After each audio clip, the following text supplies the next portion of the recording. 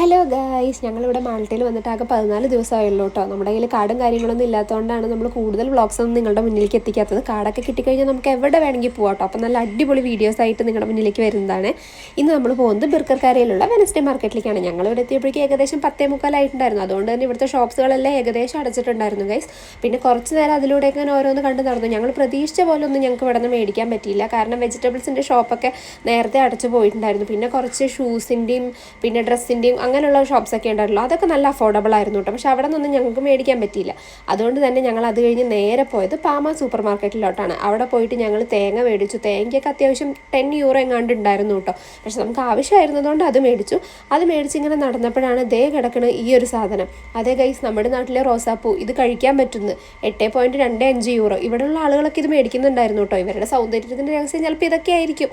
അത് കഴിഞ്ഞ് ഇങ്ങനെ ഓരോന്നൊക്കെ കണ്ട് നടന്നപ്പോൾ ഇതാ റംബൂട്ടാൻ കണ്ടു. റംബൂട്ടാന് 22.50, അതായത് 2250 രൂപ. പിന്നെ ഒരു കഷ്ണം മഞ്ഞളിന് 2200 രൂപ.